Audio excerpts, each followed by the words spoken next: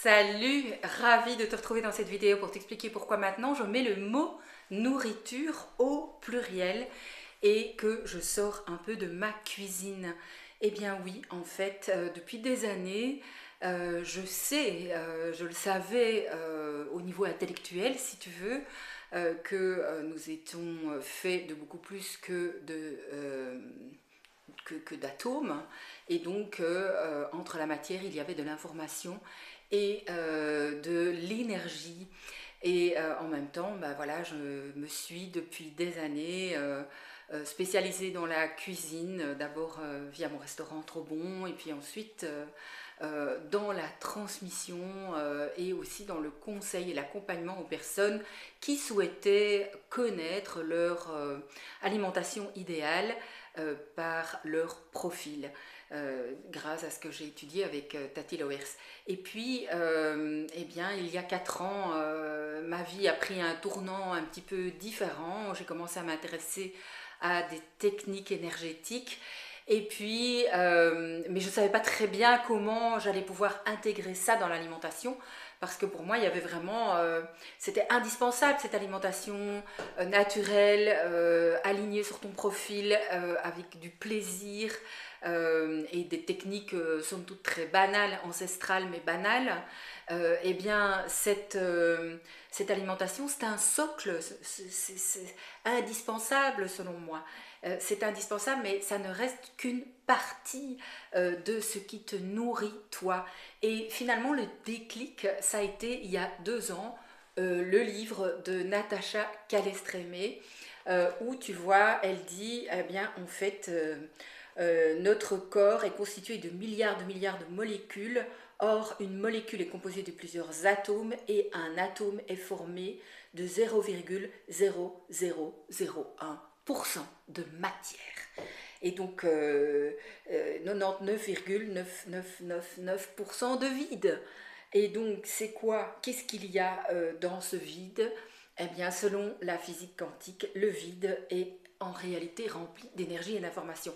Je savais ça évidemment, je l'avais déjà appris il y a une quinzaine d'années, mais je te le dis au niveau intellectuel, là avec le livre de Natacha Calestrémé, ce qui est venu me percuter, c'est la suite.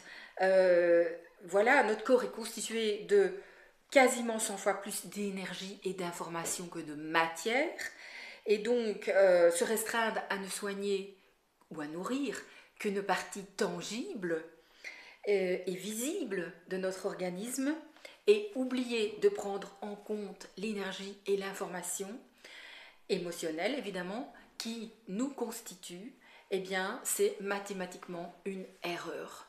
Donc en fait, quand j'ai lu ça, ça a percuté effectivement pour le soin de soi, pour tout ce qu'elle développe dans ce bouquin, euh, avec ses protocoles de récupération d'énergie, etc. D'ailleurs, c'est ce qui m'avait attiré, hein, c'était la clé de votre énergie, puisque moi, depuis très longtemps, je parle d'énergie à la place de santé.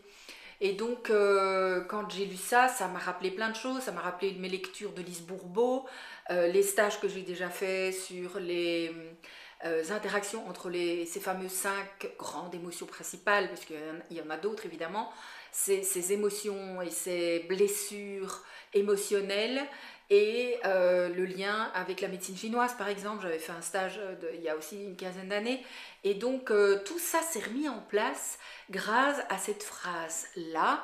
Et donc, ça fait 2 ans que je suis en train de m'imprégner de ça, m'imprégner de différentes formations, dont la dernière n'est même pas encore terminée, puisque c'est une formation sur la bioénergie que l'on capte à l'antenne de l'Équerre. Bon, je t'en parlerai certainement au fil des mois, parce que ça va devenir un de mes outils pour t'aider à te réparer et te ressourcer. Un des outils, puisque l'alimentation, la respiration, l'acceptation des émotions, je ne te parle pas de gestion des émotions qui n'a rien à voir avec... enfin, les émotions ne sont pas un troupeau d'employés que tu dois manager, tu vois.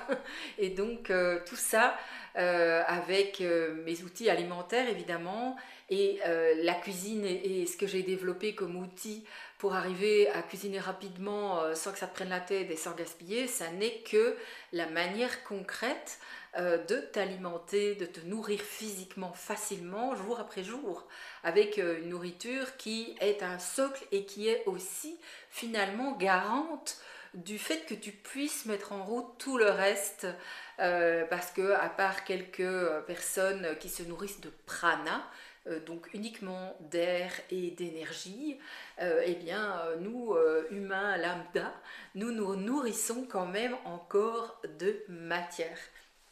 Et donc, tout ça pour te dire pourquoi j'ai mis un S à nourriture, parce qu'il y a évidemment les nourritures pour le cœur, les nourritures pour l'âme, les nourritures pour l'esprit finalement, et le mental, qui est un no-sens en fait, hein, et qui n'est pas du tout à rejeter.